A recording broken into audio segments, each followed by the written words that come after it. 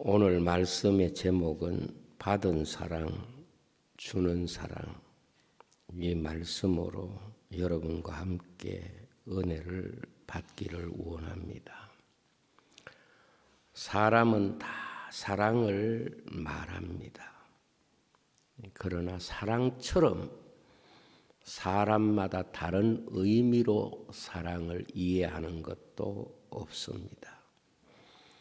그래서 사람은 누구나 다 사랑을 말하지만은 사람들이 생각하고 있는 사랑의 의미는 사람마다 다를 수밖에 없습니다. 어떤 사람은 사랑을 말할 때에 사랑을 받고 싶다는 생각 때문에 사랑이 소중하다고 말하는 사람이 있고, 어떤 사람은 사랑을 주고 싶어서 사랑이라고 하는 말을 하고 싶은 사람이 있을 것입니다.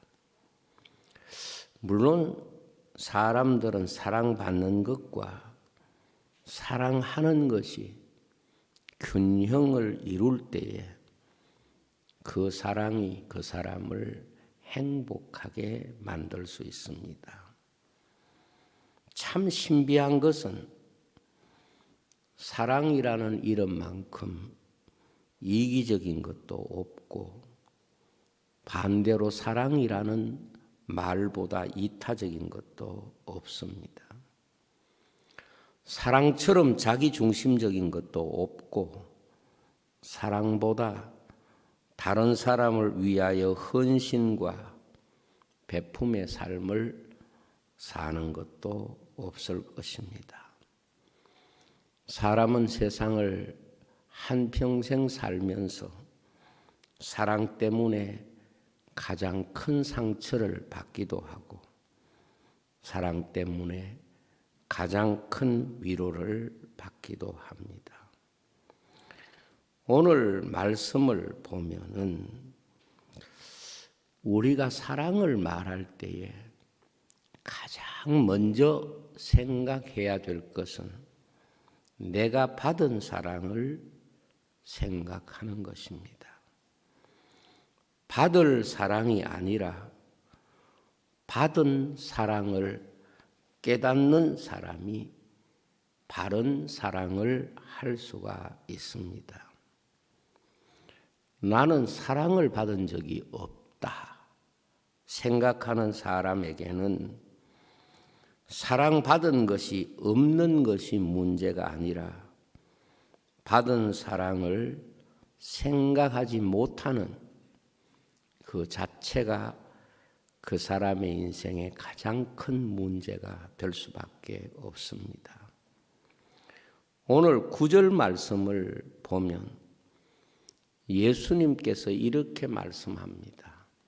아버지께서 나를 사랑한 것 같이 나도 너희를 사랑하였으니, 여기 주님의 말씀은 아버지께서 나를 사랑하신 그 사랑으로 나도 너희를 사랑하였으니 나의 사랑 안에 거하라 라고 말씀을 하셨습니다.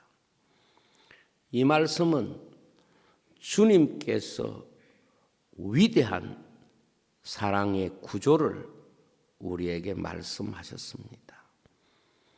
내가 받은 사랑에 대한 사실을 먼저 말씀하신 후에 그 사랑으로 내가 너희를 사랑한다고 말씀하고 있는 것입니다. 이것이 주님이 사랑에 대한 귀한 정의라고 말씀할 수가 있습니다. 모든 생명의 연결고리가 바로 그렇습니다. 내가 받은 사랑을 돌려주는 것이 바로 사랑의 구조고 생명의 구조입니다. 하나님이 창조하신 모든 생명들을 보면 그 생명의 연결고리가 어떻게 되어 있는고 하면 바로 내가 받은 그 사랑을 고스란히 물려주는 것이 모든 하나님이 창조하신 생명의 연결고리입니다. 그래서 모든 생명들을 보면 그 부모에게 받은 사랑을 자신이 부모가 되어서 자식에게 물려주는 것, 이것이 한 생명의 사이클이고 이 생명의 고리가 그 생명을 지금까지 보존할 수 있는 하나님의 지혜고 방법인 것입니다. 우리가 생명들을 하나하나 따로 보면 한 생명의 주기라고 하는 것은 어떤 생명이든지 생명이 자신이 받은 사랑을 똑같이 돌려주는 것으로 생명과 사랑의 이야기를 이 땅에 남기고 사라지는 것입니다. 마치 우리가 부모에게 받은 사랑을 내가 부모가 되어서 그 사랑을 물려주는 것과 똑같은 방식입니다. 지구상에서 가장 가혹한 환경이 있는 곳이 어딘가 하면 남극입니다. 남극은 겨울에는 영하 60도입니다. 그리고 초속 50m의 그 얼음바람이 부는 그런 곳입니다. 그런 곳에도 생명이 생존하고 그리고 생명이 보존되어서 지금까지도 그 생명이 계승되는 연결고리가 계속 있습니다. 무엇 때문일까요? 그 부모로부터 물려받은 사랑을 고스란히 자식에게 물려주는 그 생명의 고리가 진행되고 있기 때문에 이 지구촌에서 가장 가혹한 환경에서도 풍성한 생명의 역사를 이어가고 있는 것입니다. 제가 여러분에게 사진 몇 장을 보여드릴게요. 이것이 바로 남극에 살고 있는 황제 펭귄이라고 하는 펭귄입니다. 펭귄 중에서는 가장 덩치가 크고 그리고 남극에 살고 있는 펭귄입니다.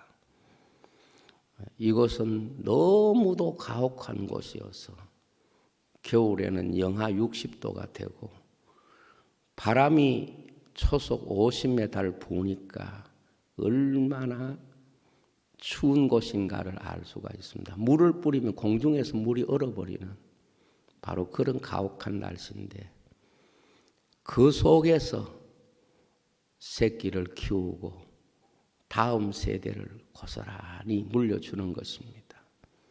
조금 전에 보았듯이 암컷 펭귄이 수컷 펭귄의 발 위에 알을 놓고 바다로 나가고 나면 수컷 펭귄이 그 발등 위에서 알을 부화하고 그리고 그 발등 위에서 새끼를 키웁니다.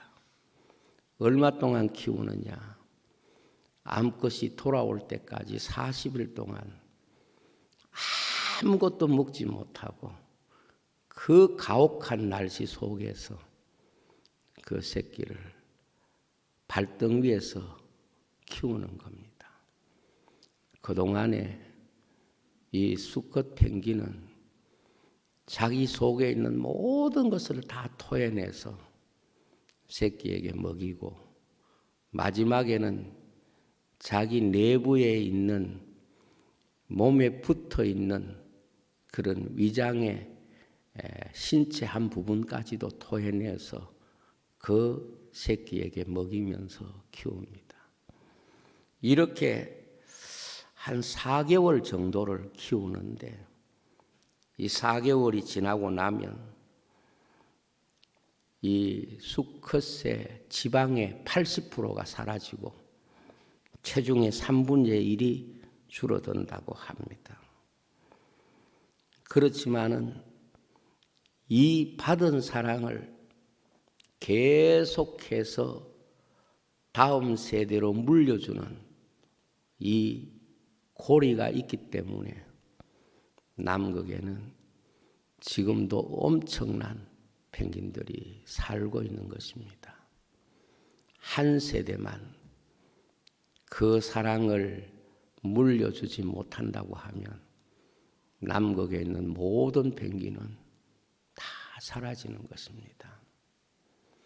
사랑이라고 하는 것은 받은 사랑을 그대로 다음 세대로 물려주는 것.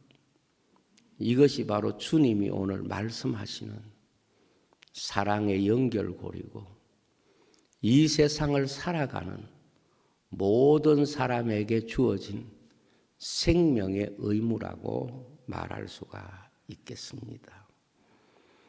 사랑하지 않는 자의 가장 무서운 죄는 내가 받은 사랑이 없어지는 것이기 때문에 그렇습니다. 우리가 잘 아는 것처럼 1만 달란트 임금으로부터 빚을 탕감받은 신하가 내가 받은 사랑을 다른 사람에게 갚지 아니하면 내가 받은 사랑은 이미 사랑으로서의 가치와 의미가 사라지는 것입니다. 사랑을 받은 사람이 사랑하지 않는다는 것은 내가 받은 사랑을 부정하는 것이 되기 때문에 그렇습니다. 성경의 말세가 되면 사람의 사랑이 식어지리라고 말씀하고 있습니다. 식어진다는 그 표현이 무슨 말인가 하면 받은 사랑이 없다는 말이 아니라 받은 사람은 잃어버렸다는 걸 말합니다. 에베소 교회도 마찬가지입니다. 받은 사랑이 없는 것이 아니라 받은 사랑을 잃어버렸다는 것을 주님은 책망하고 있는 것입니다. 때문에 오늘 우리가 이 땅을 살아가는 시간의 의미와 삶의 의미는 내가 받은 사랑을 똑같이 물려주기 위해서 이 세상에 존재하고 있다는 사실을 기억해야 합니다. 가정과 교회가 같은 성격을 가지고 있는 의미도 그렇습니다. 가정이라는 게 뭡니까? 내가 부모로부터 물려받은 그 사랑을 내가 부모가 되어서 물려주는 것, 이게 가정의 생명고리고 사랑의 흐름이라고 말할 수 있습니다. 이와 마찬가지로 교회도 우리가 주님께 받은 그 사랑을 우리에게 주어진 이웃에게 나누어 줄 때에 내가 받은 그 사랑이 살아있는 사랑이 되고 내가 받은 그 사랑이 진정 다음 세대로 전해줄 때에 그 사랑이 보존되는 사랑이 되는 것입니다.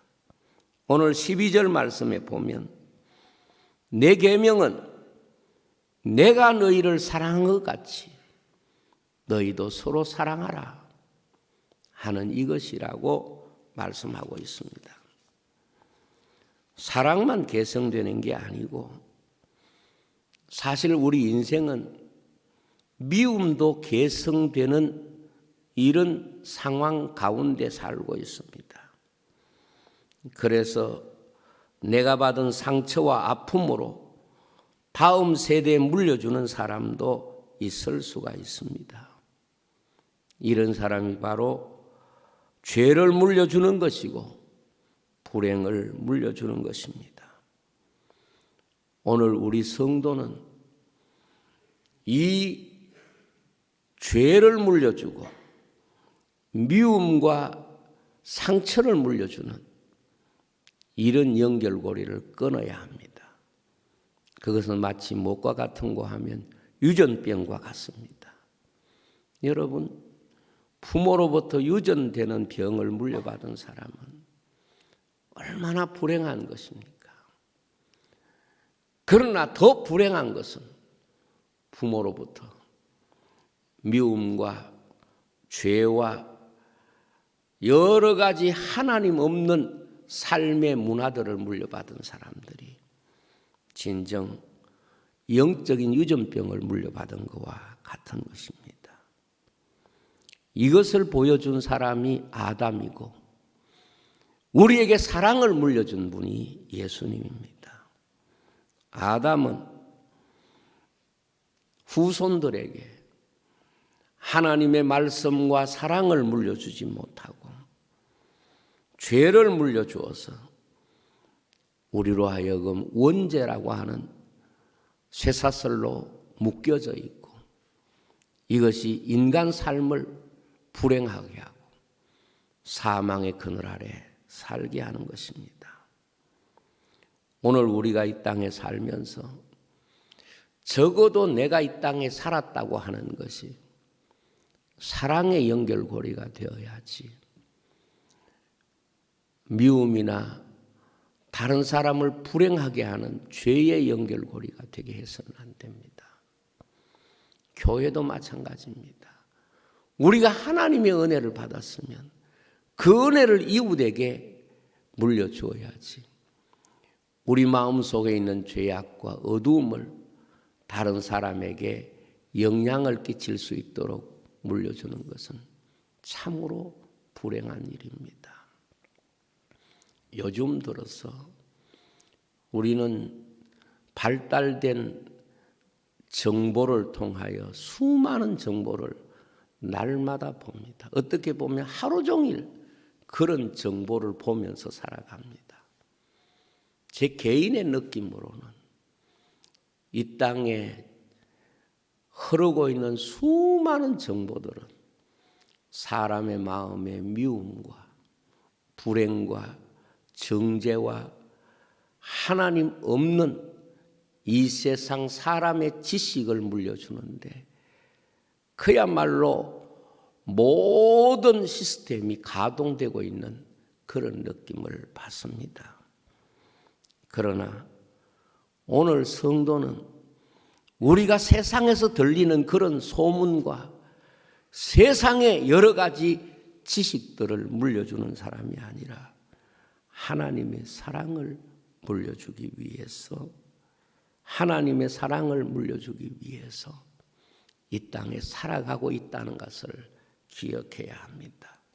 요한일서 4장 7절에 보면 사랑하는 자들아 우리가 서로 사랑하자. 사랑은 하나님께 속한 것이니 사랑하는 자마다 하나님께로부터 나서 하나님을 알고. 무슨 말입니까?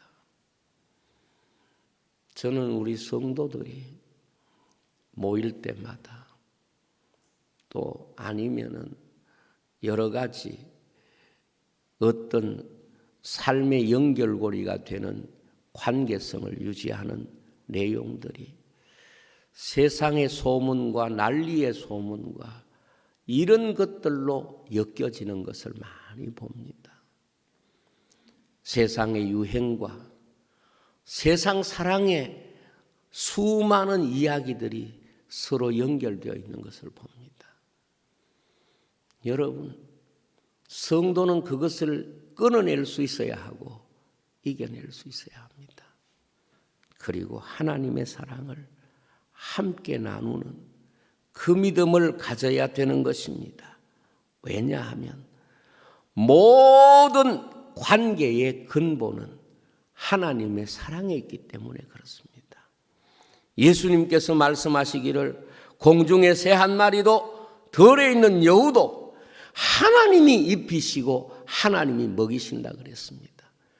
우리가 보는 수많은 상황들을 통해서 적어도 성도가 그 상황에 대한 말씀을 하고 그런 정보들을 이야기할 때 성도는 하나님의 사랑을 이야기하기 위한 도구가 되어야 하는 것입니다. 예수님께서 마태복음 6장 30절로 31절에 보면 오늘 있다가 내일 아궁이에 던져지는 덜풀도 하나님이 이렇게 입히시거든 하물며 너희일까 보냐 믿음이 적은 자들아. 그러므로 염려하여 이르기를 뭘 먹을까 뭘 마실까 뭘 입을까 하지 말라 그랬습니다. 무슨 뜻입니까? 우리의 삶의 이야기가 세상의 염려를 끌어들이고 세상의 근심을 끌어들이는 이런 이야기가 아니라 하나님이 입히시고 하나님이 먹이시고 하나님이 돌보시는 하나님의 사랑의 이야기로 우리의 마음에 나누고 증거할 수 있는 성도가 되어야 된다 하는 말씀입니다. 왜 그렇습니까? 사실 모든 만물은 하나님이 하신 일을 나타내기 위해서 그 모습을 우리에게 보여준다고 그랬습니다. 시편 19편 1절에 보면 하늘이 하나님의 영광을 선포하고 궁창이 그의 손으로 하신 일을 나타내는도다 그랬습니다. 자연은 그 삶을 통하여 하나님의 사랑과 하나님이 하시는 일을 보여주고 있는데 사람은 하나님이 하시는 일을 보여주고 하나님이 우리 가운데 행하신 그 놀라운 사랑의 이야기보다는 세상의 이야기, 바벨탑의 이야기, 소망이 아닌 것에 대한 것을 서로의 정보를 공유하는 이런 세대가 되었습니다. 예수님 말씀하신 것처럼 정말 노아의 때가 되어버린 이런 문화 속에 우리가 살아가고 있습니다. 진정 하나님의 사람은 어떤 삶을 살든지 자신의 삶을 통해서 내가 받은 하나님의 사랑을 늘 다른 세대에 대하여 말할 수 있어야 하고 그것이 내가 받은 사랑을 지키는 방법이 되는 것입니다. 욥이 다 잃어버렸습니다. 오죽했으면 그 부인이 욥을 보고 하나님 욕하고 죽어라. 하나님 당신 사랑한 게 뭐냐? 당신이 이래도 하나님 앞에 순전을 지키겠느냐? 이렇게 말할 때에 욥은 이렇게 말합니다. 모든 것을 주신 분도 하나님이시고 또 취하시는 분도 하나님이시다. 바로 이 믿음 때문에 욥이 자신의 믿음을 지켜낼 수가 있는 것입니다. 받은 사랑에 대한 감사에 대한 마음이 없으면 오늘 우리는 우리의 오늘의 삶을 해석할 수 있는 방법이 없는 것입니다. 모든 생명은 자신이 받은 것 가운데 무엇을 물려주고 가느냐 하는 물음이 이미 그 삶 속에 주어져 있습니다. 우리가 이 땅에 살면서 하나님의 사랑을 받았다고 하면 하나님의 사랑을 물려주고 가는 것이 하나님의 사랑을 받은 사람이 그 사랑을 잃어버리지 않고 살아가는 것이라고 볼 수 있습니다. 모든 생명은 사랑 속에 감추어져 있습니다. 조금 전에 우리가 사진을 보았겠지만 사랑이 사라지면 한 생명도 이 세상에 존재할 수가 없도록 하나님은 오직 사랑의 힘으로 그 생명이 다음 세대로 연결되도록 창조하셨습니다. 그래서 아무리 연약한 생명도 그 받은 사랑을 다음 세대에 물려주는 것이 바로 그 생명을 보존하고 그 생명을 지키는 방식으로 주셨고 이것은 모든 생명이 능히 공통된 그런 생명의 법칙이라고 말할 수 있습니다. 가정은 그런 측면에서 보면 생명과 사랑의 연결고리입니다. 가정은 우리가 부모로부터 물려받은 혈통적인 그 사랑을 내가 부모가 되어서 물려주는 것으로 가정이 생명의 연결고리 역할을 하는 것입니다. 교회도 마찬가지입니다. 우리가 하나님으로부터 받은 사랑을 이웃에게 물려줄 때에 그 교회가 이 땅 위에 하나님의 생명 구원의 연결고리가 됩니다. 그래서 에베소 교회를 향하여 주님이 교회가 다 가져도 아무리 훌륭해도 칭찬받을 것이 아무리 많아도 사랑을 잃어버리면 이미 교회는 촛대를 잃어버린 교회, 교회의 생명고리를 잃어버린 그런 교회가 된다는 것을 말씀하고 있는 것입니다. 요한복음 15장 12절 내 계명은 내가 너희를 사랑한 것 같이 너희도 서로 사랑하라. 이것이 바로 주님이 우리에게 사랑을 주신 목적이고 그 주님이 주신 사랑을 우리의 삶 속에서 지키는 비결이 서로 사랑하는 것입니다. 하나님이 이 세상을 사랑하신 진정한 목적은 사랑을 받은 교회가, 사랑을 받은 주의 백성들이 이 땅에서 이웃에게 사랑하면서 살도록 그 사랑이 지켜지는 원리를 말씀하셨습니다. 그러므로 하나님은 우리에게 사랑을 주시고 관심을 가지고 보십니다. 내가 준 사랑을 누구에게 주지? 내가 이들에게 준 사랑을 얘들은 누구에게 주지?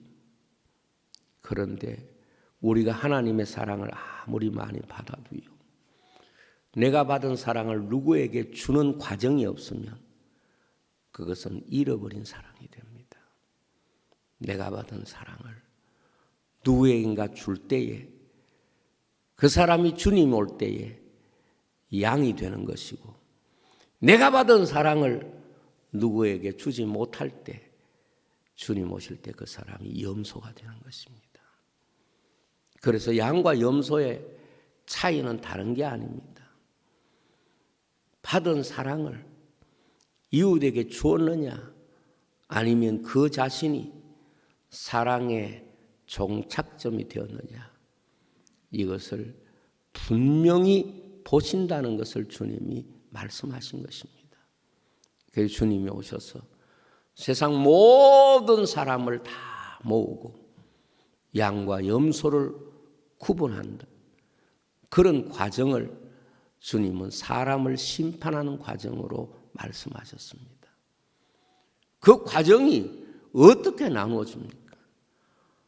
받은 사랑을 다른 사람에게 주었느냐? 그러면 그 사람은 양과 같이 하나님의 나라를 상속받는 사람이 되고 나는 사랑을 받았는데 그 사랑을 가지고 남을 사랑하지 못했다면 그것은 주님의 나라와 상관없는 삶이라는 것을 말씀하고 있는 것입니다.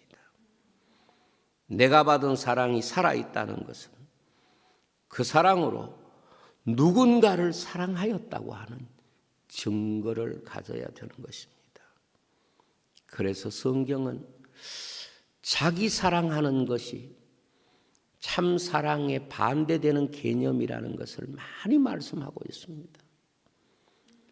우리가 사랑을 받고 내가 그 사랑의 마지막 점이 되어버린다는 것이 사랑에 대한 가장 무서운 배신인 것입니다. 내가 사랑을 받았는데 내가 사랑하지 않는 것이 내가 받은 사랑에 대한 가장 무서운 그런 죄가 되는 것입니다. 1만 달란트 빚진 신하가 임금으로부터 받은 사랑을 내가 사랑하지 않는 바로 그것이 임금에게 가장 무서운 죄가 되는 것과 꼭 같은 것입니다. 그리고 내가 사랑하지 않는 것은 내가 받은 사랑을 부정하는 것과 똑같은 것이기 때문에 죄가 되는 것입니다.